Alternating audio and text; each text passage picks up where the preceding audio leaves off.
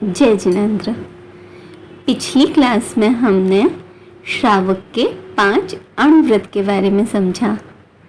अणुव्रत 5 हैं: अहिंसाणु, सत्याणु, अचौर्याणु, ब्रह्मचर्याणु और परिग्रह परिमाण। आज की क्लास में हम 3 गुणव्रत के बारे में समझेंगे। गुणव्रत किसे कहते हैं? जो अणुव्रत को बढ़ाते हैं, उन्हें दृढ़ता प्रदान करते हैं, वे गुणव्रत हैं। हमने जो पहले 5 अणुव्रतों को धारण किया है, उनमें वृद्धि करते हैं, उनमें दृढ़ता प्रदान करते हैं, जिन्हें गुणव्रत कहते हैं। गुणव्रत 3 भेद हैं इसके: दिग्व्रत, देशव्रत, अनर्थ दंड, त्यागव्रत। दिग्व्रत, देशव्रत और अनर्थ दंड त्यागव्रत। दिग्व्रत किसे कहते हैं? दशों दिशाओं में आने जाने की मर्यादा यानी कि सीमा कर लेना एवं जीवन भर उसका उल्लंघन नहीं करना दिग्व्रत है। 10 दिशाओं में 10 दिशाएं कौन सी हैं?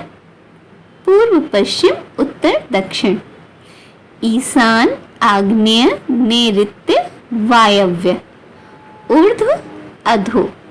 इस प्रकार से 10 दिशाओं में आने जाने की एक मर्यादा करना, लिमिट करना एवं जीवन भर के लिए उस मर्यादा का उल्लंघन नहीं करना दिग्व्रत है।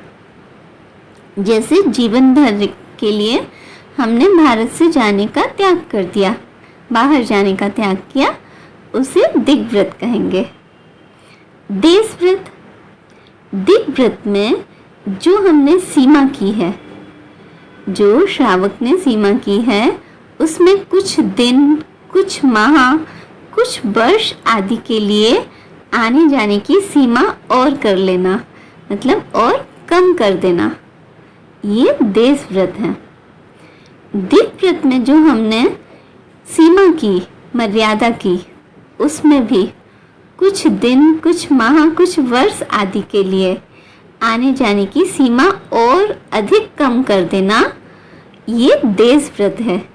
जैसे हमने जो भारत से बाहर जाने की मर्यादा की थी दिग्व्रत में, अब भादों के महीने में हम कलकत्ते से बाहर भी नहीं जाएंगे, इस प्रकार का नियम लेना, तो ये देशव्रत हो गया।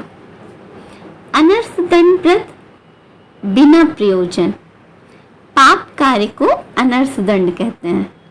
बिना प्रयोजन के पाप कार्यों को अनर्थ दंड कहते हैं। इसलिए मन वचन काय से बिना प्रयोजन के पाप कार्य करने का त्याग करना अनर्थ दंड त्याग व्रत है अथवा अनर्थ दंड व्रत है। मन वचन काय से बिना प्रयोजन के पाप कार्यों का त्याग कर देना अनर्थ दंड त्याग व्रत है। इस प्रकार से आज की क्लास में हमने दिग्व्रत, देशव्रत और अनर्थ दंड व्रत के बारे में समझा। अब इन व्रतों का पालन करने से हमें क्या लाभ होते हैं? हम मर्यादा में रहना सीखते हैं, आत्म संयम बढ़ता है। जब हम अपनी इच्छाओं पर नियंत्रण रखते हैं, तब हमारा मन शांत रहता है। अनर्थ दंड त्याग से हम व्यर्थ के पापों से बचते हैं। इस प्रकार गुणव्रत हमें सिखाते हैं कि कम लो, कम बोलो, कम घूमो और ज्यादा साधना करो। इससे जीवन सरल, शांत और पाप रहित बनता है। जय जिनेंद्र।